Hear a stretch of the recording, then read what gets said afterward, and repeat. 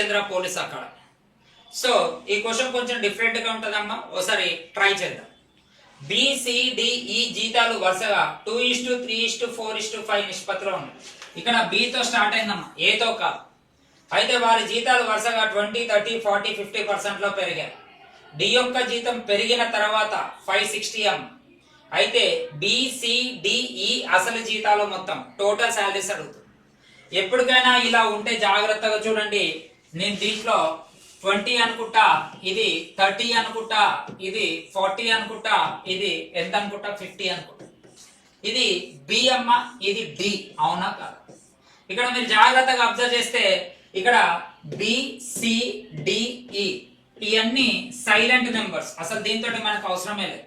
డికి 40% పెరిగింది అంటే దీంట్లో 40% అంటే ఎంత అమ్మా, ఎంత 16 అంటే ఒక 16 పెరిగింది. అంటే టోటల్ గా ఇది ఒక 40, ఇది ఒక 16 అంటే టోటల్ ఎంత అమ్మా 56 పార్ట్స్. ఈ 56 పార్ట్స్ వాల్యూ ఎంత ఇచ్చిండు, 560 ఇచ్చిండు. టోటల్ వాల్యూ ఎంత అన్నాడు, 40, 30, 70, 70, 90, 140 అంటే 140 పార్ట్స్ వాల్యూ ఎంత. సో మన ఆన్సర్ కూడా ఎంత అవుతుందమ్మా, 140 అవుతుంది.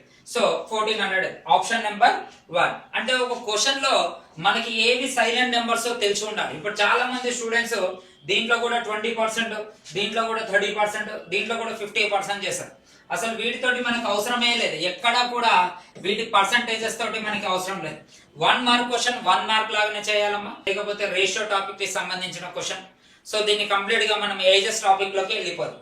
రవి మరియు శివల యొక్క నెలసరి ఆదాయాలు 1:2 నిష్పత్తిలో ఉన్నాయి. వారి నెల జీతాల ఖర్చులు 1:3 నిష్పత్తిలో ఉన్నాయి. ప్రతి ఒక్కరు నెలకి 4000 బదులు నేను 4 రూపాయలు ఆదా చేస్తారు అనుకుంటున్నాను.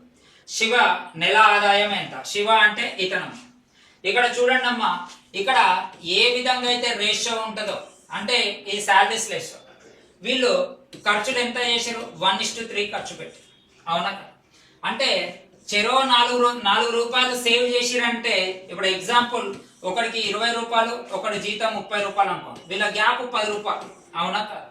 వీడు 5 రూపాయలు సేవ్ చేసిండు, వీడు 5 రూపాయలు సేవ్ చేసి, అంటే ఖర్చు పెట్టింది 15, 25. అంటే వీళ్ళ గ్యాప్ ఇక్కడ కూడా సేమ్ ఉండాలి. అంటే ఇది కంప్లీట్ గా ఏజెస్ టాపిక్ అన్నమాట. అంటే ఇక్కడ సేమ్ గ్యాప్స్ ఈక్వల్ చేయాలి. ఇక్కడ గ్యాప్ 2 పార్ట్స్ ఉంది, ఇక్కడ గ్యాప్ 1 పార్ట్ ఉంది, ఇక్కడ గ్యాప్ 2 పార్ట్స్ ఉంది. నేను దీన్ని 2 తోటి ఇంటూ చేస్తా, అప్పుడు ఇది 2:4 అవుతుంది. ఇక్కడ గ్యాప్ సేమ్ ఉంది, దీనికి డిఫరెన్స్ 1, దీనికి డిఫరెన్స్ 1. ఆ డిఫరెన్స్ 1 పార్ట్ వాల్యూ 4 అయితే క్వశ్చన్ మార్క్ ఏమన్నాడు, శివ ఎంత అన్నాడు, 4 పార్ట్స్ వాల్యూ ఎంత. సో మన ఆన్సర్ 16 ఎక్కడ ఉంటే అదే మన ఆన్సర్. 1 మార్క్ క్వశ్చన్ 1 మార్క్ లాగానే చేయాలి. అది ఏ చాప్టర్ అయినా, ఏ క్వశ్చన్ అయినా, ఏదైనా కానీ. ఒకసారి చూడండి అమ్మా, ఒక వ్యక్తి 4 జతల నల్ల సాక్సులు మరియు కొన్ని జతల గోధుమ సాక్సులు ఆర్డర్ చేశారు. ఒక నల్ల సాక్స్ ధర గోధుమ సాక్స్ ధర కంటే రెట్టింపు ఉంటుందమ్మా.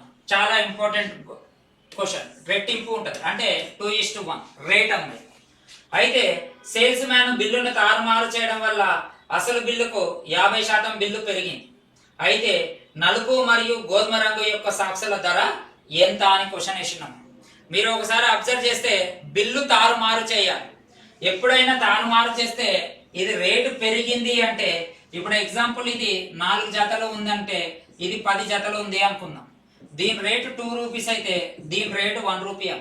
8 రూపీస్ 10 రూపీస్ 18 రూపీస్ అవుతుంది.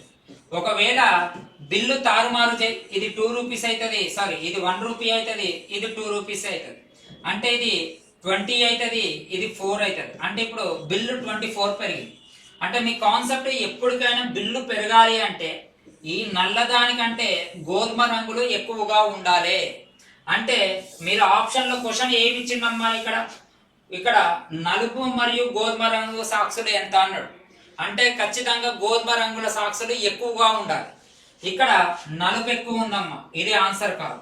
ఇక్కడ ఇది నలుపు ఎక్కువ ఉంది, అది ఆన్సర్ కాదు. ఉన్న 2 ఆప్షన్లు ఒకటి చెక్ చేయి, అదే ఆన్సర్ అవుతుంది. 1 పార్ట్ చెక్ చేస్తున్నామ్మా, 1 పార్ట్ 4 అయితే మిగతాది 16 అన్నట్టే కదా. దీని రేటు 2 రూపీస్ అమ్మా, దీని రేటు 1 రూపీ.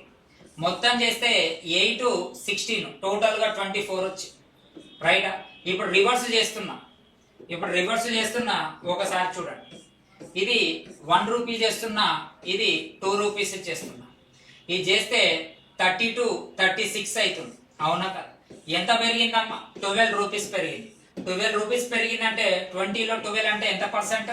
50%. సో మనకి ఇక్కడ మనకి మ్యాచ్ అయిందా లేదా? అంటే ఎంత పెద్ద క్వశ్చన్ అయినా కానీ 1 మార్క్ క్వశ్చన్ 1 మార్క్ లాగానే చెయ్యాలి. మనకి ఎంత పెద్ద క్వశ్చన్ ఇచ్చినా కొంచెం తెలివి అనేది వాడితే చాలా డెడ్ ఈజీగా ఉంటుంది. So thank you very much.